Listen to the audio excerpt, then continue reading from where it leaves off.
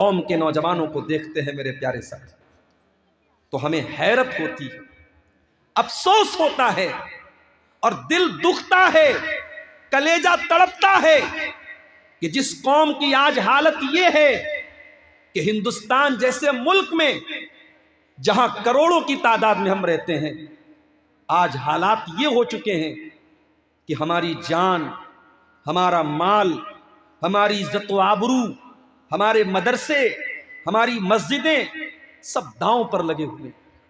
دشمن کی بڑی ٹیڑھی نگاہیں ان مدرسوں کے اوپر ہے۔ کوئی یہ سوچ کر کے غلط فہمی کا شکار نہ رہے کہ بھئی ہم تو بہار میں ہیں، ہم تو جھارکھنڈ میں ہیں، ہمارے یہاں تو ابھی کوئی مسئلہ نہیں ہے۔ بکرے کی ماں کب تک خیر منائے گی؟ کل تک جن علاقوں میں آج مدارس اور مساجد پر ظلم و ستم ہو رہا ہے، کل ان علاقوں کے لوگ بھی خواب خرگوش کے مزے لے رہے تھے اور بے فکر تھے اور بالکل ان کو کوئی چنتا نہیں تھی کہ ہمارے ساتھ کچھ ہوگا۔ مگر آج اسلام کے دشمنوں کو بھی اندازہ لگ گیا ہے کہ اسلام اگر زندہ ہے تو انہی مدرسوں سے زندہ ہے۔ جس دور میں تعلیم کے نام پر نوجوان اپنے اللہ کو بھول کے بیٹھا ہے، یہ مدرسے، یہاں پڑھنے والے بچے اور بچیاں، ان کو مول بھوت جو سیوائیں ہیں وہ بھی نہیں ملتی۔ کبھی آپ غور کیجئے ان مدرسوں کا انفراسٹرکچر کیسا ہے۔ ان مدرسوں کی عمارتیں کمزور ہیں، ان مدرسوں میں دیا جانے والا کھانا بہت معمولی کھانا ہے۔ یہ معمولی اور سادہ کھانا کھانے والے اور کمزور عمارتوں میں رہنے والے مدرسے کے ان بچوں اور بچیوں نے، انہوں نے اسلام کی شمع کو روشن کر کے رکھا ہے، اسلام کی شمع کو زندہ کر کے رکھا ہے۔ اسلام کے دشمنوں کو خطرہ ہے تو انہی سے خطرہ ہے میرے نوجوان۔ اسی لیے اللہ تعالیٰ قرآن کریم نے بار بار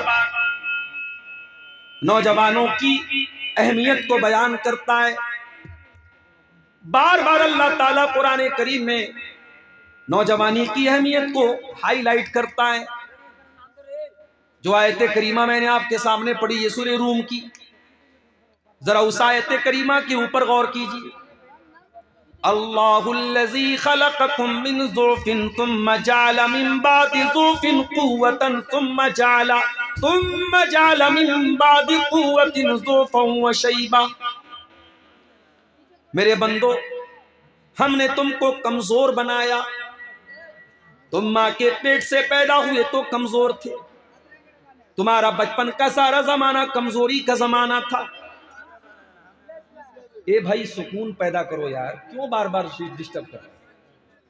مطلب ایک آواز بھی اگر تقریر کے دوران آتی تو ڈسٹرب ہوتا ہے، سمجھا کرو اس بات۔ کوئی بات بولنا ہے تو اشارے میں بول دو بھائی، مت شور مچاؤ، اللہ کے راستے خاموش ہو۔ ہم نے تم کو کمزور بنایا، اتنا کمزور بنایا کہ پیدا ہوا تو روتا ہوا تو دنیا میں آیا تھا۔ اتنا کمزور بنایا، تجھے بھوک لگتی تھی تب بھی روتا تھا، پیاس لگتی تھی تب بھی روتا تھا، بخار ہوتا تھا تب بھی روتا تھا، پیٹ میں درد ہوتا تھا تب بھی تو روتا تھا۔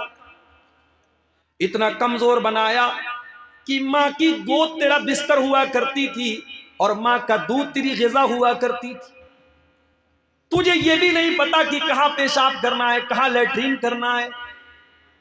اتنا کمزور بنایا، تیرے ہاتھ کو کوئی زور سے پکڑ کے کھینچ دے تو ہاتھ اکھڑ جائے، تیرے پیر کو کوئی کھینچ دے تو پیر اکھڑ جائے۔ اتنا کمزور بنایا۔ دھیرے دھیرے تو بڑا ہوتا چلا گیا، تو زمین پر گھٹنوں کے بل چلنے لگا، پھر دیوار کے سہارے چلنے لگا، پھر ماں باپ کی انگلی پکڑ کر کے چلنے لگا، پھر تھوڑی سی تیرے اندر طاقت آئی۔ مائک والے کو پیسہ سے ملا ہے کہ نہیں ملا ہے؟ کیا بات ہے؟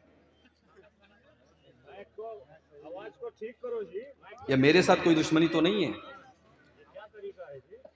تم کو کمزور بنایا ہم نے، اور پھر جب تو بچپن سے جوانی کی دہلیز پر پہنچا، ثم جعل من بعد ضعف قوة، پھر ہم نے تم کو کمزوری سے طاقتور بنایا۔ کل تک تو کمزور تھا، جب تو جوان ہو گیا تیرے بدن میں طاقت آ گئی، تیرا دماغ بھی مضبوط ہو گیا، تیرا چہرہ بھی خوبصورت ہو گیا، تو اسمارٹ اور ہینڈسم ہو گیا، تو خوبصورت ہو گیا، تو طاقتور ہو گیا، تو 20 سال کا ہو گیا، 25 سال کا ہو گیا، 30 اور 35 سال تک تو جوان رہا۔ پھر جب تو 40 کو کراس کرنے لگا، تیرے بدن پر دھیرے دھیرے جھریاں پڑنے لگی، تیرے بال سفید ہونے لگے، تیرا دماغ اب پہلے جیسا نہیں رہا، تو ذرا سا دوڑنے لگا تو ہانپنے لگا، تیرے گھٹنے کمزور ہو گئے، تیری باڈی کمزور ہو گئی، تیرا شریر کمزور ہو گیا۔ ثم جعل من بعد قوت ضعفا وشیبہ، پھر طاقت کے بعد، جوانی کے بعد، پھر ہم نے دوبارہ تجھ کو کمزور بنایا اور بڑھاپے تک تجھ کو پہنچا دیا، تو بوڑھا ہو گیا۔ اللہ